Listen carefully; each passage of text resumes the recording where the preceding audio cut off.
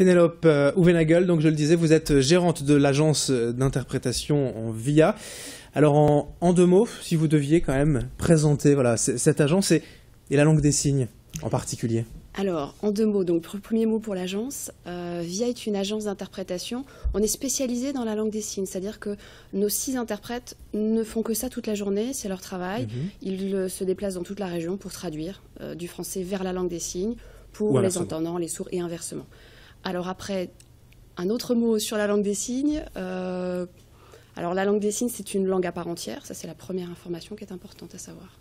Et quand on parle de langue des signes française, c'est-à-dire qu'il n'y a pas de langue des signes internationale en fait. Dans chaque pays, dans chaque langue, on a des signes particuliers. Tout à fait. En fait, dans chaque pays, il y a à la fois une langue vocale, ici c'est le français, et une langue des signes. Et ici, c'est la langue des signes française. Si vous allez en Belgique, vous aurez une langue des signes belge. Aux États-Unis, une langue des signes américaine, et ainsi de suite. Chaque pays a 2 langues. La question peut-être un peu bête, c'est de dire, il n'est pas dommage de ne pas avoir pu créer ou inventer une langue des signes internationale commune? Mais en fait, ce qu'il faut comprendre, c'est que les langues des signes n'ont pas été inventées. À partir d'une date, on ne s'est pas dit, voilà, on crée une langue.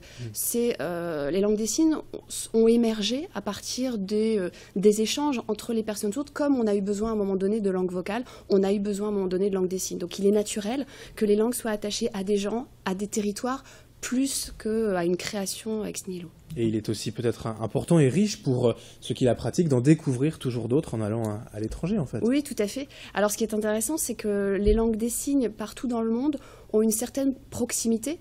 Comme nous, quand on va en Italie ou en Espagne, on trouve qu'il y a des proximités avec le français. Mais il y a des proximités entre toutes les langues du monde. Donc c'est vrai que quand on va à l'étranger, parfois on a plus de facilité quand on pratique les langues des signes. Alors au quotidien, vos interprètes travaillent dans la région, mais avec qui? Pour qui en fait? On travaille, alors l'agence VIA travaille à la fois pour les entreprises, les employeurs publics ou privés qui ont dans leurs équipes des salariés sourds. On travaille également pour les centres de formation privés ou les universités. Nous travaillons aussi pour les particuliers qui ont des besoins quotidiens, une consultation médicale, une réunion de parents d'élèves, donc c'est très très varié.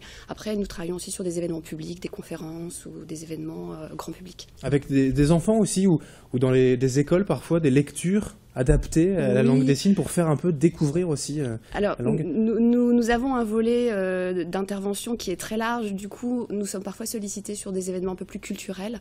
Récemment, une de nos interprètes a travaillé avec une auteure qui avait écrit un conte, et donc nous avons traduit en fait la lecture à un public d'enfants. Mais nous ne faisons pas que ça, on traduit aussi des pièces de théâtre ou des contes d'une manière générale. Dernière question, est-ce qu'il est intéressant, important pour tout à chacun peut-être d'apprendre la langue des signes? Est-ce que ça peut être intéressant? Oui, c'est intéressant parce que en fait, les personnes sourdes sont partout. Simplement, on ne voit pas. On ne voit pas les personnes sourdes parce que c'est souvent invisible. On ne se rend compte que les gens sont sourds et communiquent en langue des signes qu'à partir du moment où ils lèvent les mains et s'expriment eux-mêmes en langue des signes.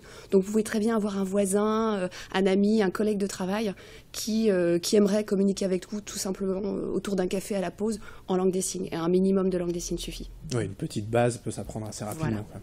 Merci en tout cas Pénélope Houvenagel d'être venue donc nous parler de cette langue des signes française. Vous êtes gérante de l'agence VIA. Alors le site internet c'est tout simplement via-interprète.fr si vous voulez avoir toutes les infos. Merci encore. Merci à vous.